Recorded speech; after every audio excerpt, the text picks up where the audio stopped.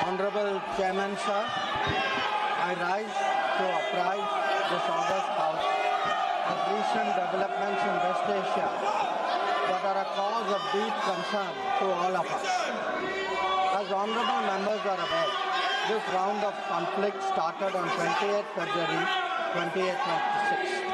It has witnessed not only fighting between Israel and the United States on one side and Iran on the other, but also attacks on a number of Gulf states. There have been numerous casualties, including at the leadership level in Iran, as well as destruction of infrastructure in the region. At the very outset, government had issued a statement on 28 February expressing its deep concern and urging all sides to exercise restraint, avoid escalation, and prioritize the safety of civilians. We believe, and we continue to believe, that dialogue and diplomacy should be pursued to de-escalate tensions and address underlying issues. It is also imperative that the sovereignty and territorial integrity of all states in the region be respected. Chairman Sir, given the gravity of the situation, the Cabinet Committee on Security (CCS) met on 1 March under the chairmanship of the Honorable Prime Minister. It was briefed on the airstrikes in Iran and the subsequent attacks in several Gulf countries. The CCS was concerned over the safety and security of the Indian community in the region. It also focused on the implications for regional security and for economic and commercial activities. The committee was apprised of difficulties faced by Indian travelers transiting the region and by students appearing for scheduled examinations in this country.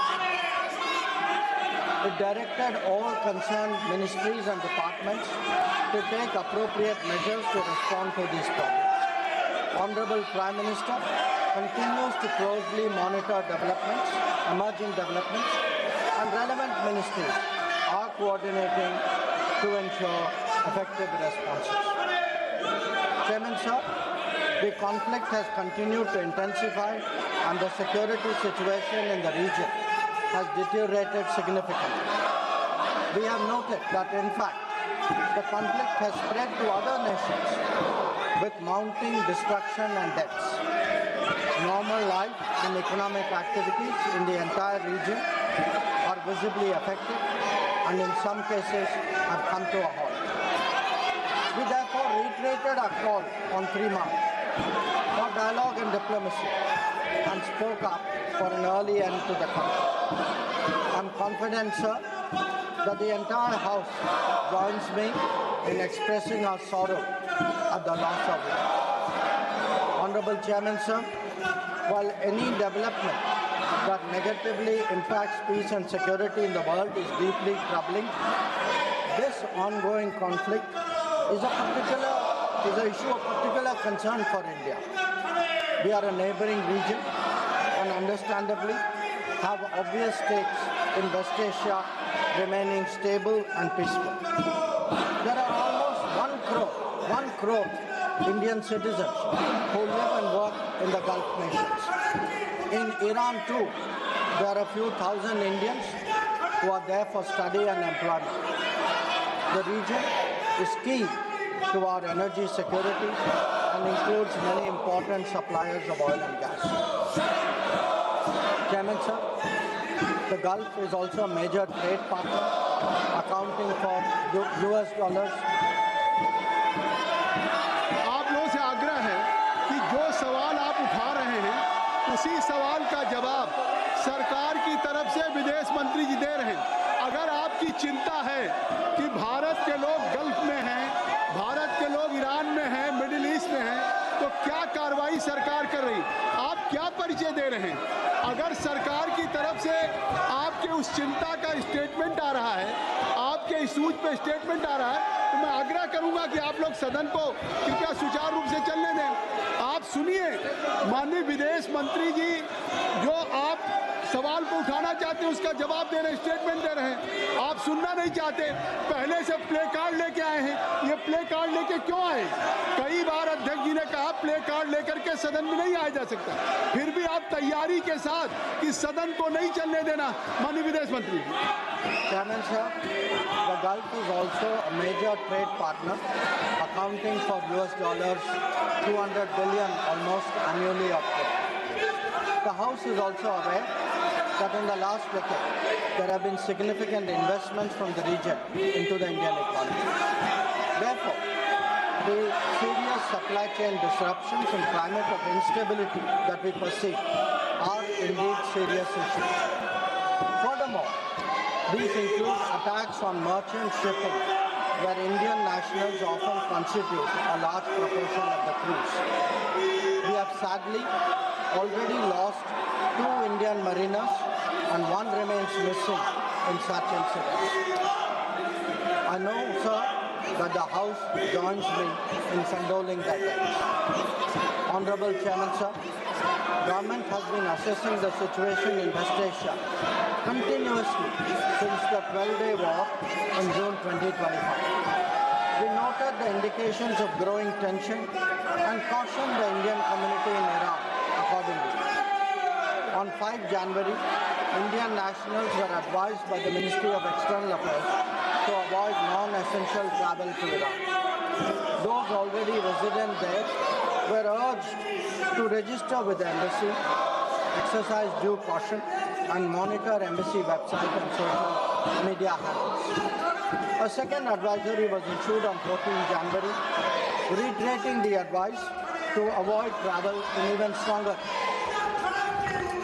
The Directorate General of Shipping Mumbai, in parallel, issued its own advisory on 14 January for Indian seafarers, asking them to follow embassy advisories and avoid unnecessary movement or shows.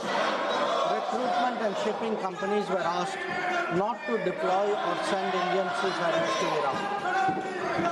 Chairman, sir, reflecting our assessment of the evolving situation, the Indian Embassy in Tehran issued an advisory on 14 February urging Indian nationals, including students, pilgrims, business persons and tourists, to leave Iran by all available means of transport, including commercial flights. They were asked to contact the embassy for any assistance and provided with 24/7 helplines. This was again reiterated in very strong terms through another advisory on 23 February. Some heeded these advisories and have left the country. However, many others have disregarded them and remain in Iran. We are also in touch with fishermen who operate out of Iran. This, sir, was the situation till 28 February 2026. Honorable Chairman, sir, once the conflict commenced, the Indian Embassy has facilitated the relocation of several Indian students in Tehran to places outside Tehran. An advisory update with emergency contact helplines was issued on 3 March. Similarly, facilitation was extended to pilgrims who were there in Iran for their internal movement. Indian nationals who were in Iran for business purposes were assisted to cross over to Armenia and to return home. The embassy in Tehran remains fully operational, I should say, in fact, on the highest alert. They are totally committed to supporting the Indian community in this difficult situation and in assisting Indian nationals who may wish to cross international borders. Where seafarers are concerned, the Directorate General of Shipping, through an order on 2nd March, constituted a quick response team for immediate response, coordination and support functions. This will function on a 24/7 basis. Honorable Chairman, sir, I would like to inform you that every Indian embassy in the region has similarly issued advisories. This is so with Israel, UAE, Bahrain, Qatar, Kuwait, Saudi Arabia, Iraq. Many of them did so on the 28th of February. Israel did it again on the 1st of March. Many of them again in the Gulf did it on the 5th of March.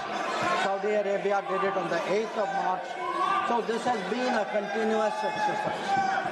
The MEA has set up a dedicated special control room to monitor the situation and respond to queries from those affected as well as their families. Our last update was issued on the 7th of March. Chairman, sir, I would like to inform the House through you that our diplomats are working hard to assist standard transit passengers in hubs like Dubai, Doha and Abu Dhabi. They have facilitated international border crossings for Indian nationals, including from UAE to Oman and from Qatar, Kuwait and Bahrain to Saudi Arabia.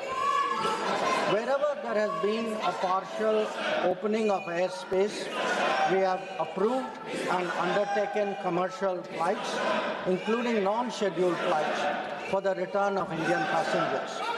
Our estimate is that about 67,000 of our nationals have done so as a result. So, the Ministry of Civil Aviation has also put out figures for the last 3 days. On the 7th of March, there were a total of 51 inbound flights operated by Indian carriers, 49 on the 8th of March, and there are 50 flights planned for the 9th of March. Chairman, sir, throughout this period, government has maintained close contact with relevant countries. Honorable Prime Minister has personally spoken to the President of UAE, the Amir of Qatar, the Crown Prince of Saudi Arabia, the Crown Prince of Kuwait, the King of Bahrain, the Sultan of Oman, the King of Jordan, and the Prime Minister of Israel.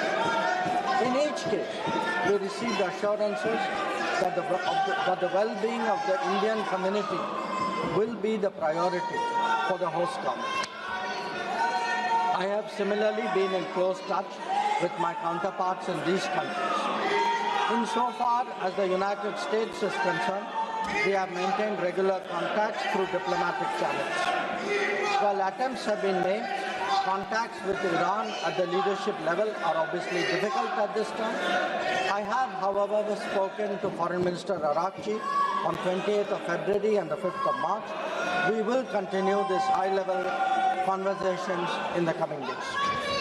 So, the House will also be interested in the issue of an Iranian vessel that is currently docked in Kochi. The Iranian side had requested permission on 28th February for 3 ships in the region to dock at our ports. This was accorded on 1st of March. IRIS Lavan actually docked on 4th March in Kochi. The crew is currently in Indian naval facilities. We believe that this was the right thing to do, and the Iranian foreign minister has expressed his country's thanks for this humane gesture. So, in view of the implications of this conflict for our energy security, I also seek to address that particular concern. Government remains committed to ensuring that fully taking into account availability, costs and risks of the energy markets. For us, sir, the interest of the Indian consumer has and will always be the overriding priority. Where required, Indian diplomacy has supported the endeavors of our energy enterprises in this volatile situation. Honorable Chairman, sir, let me conclude by highlighting the 3 guiding factors of our approach. 1, India is in favor of peace and urges a return to dialogue and diplomacy. We advocate de-escalation, restraint, and ensuring the safety of civilians. 2, the well-being and security of the Indian community in the region is our overriding priority. We will continue to work with governments of the region towards that end. And 3, our national interest, including energy security and trade flows, will always be paramount. I'm confident, sir, that the government has the full support of this august House on this matter. I thank you.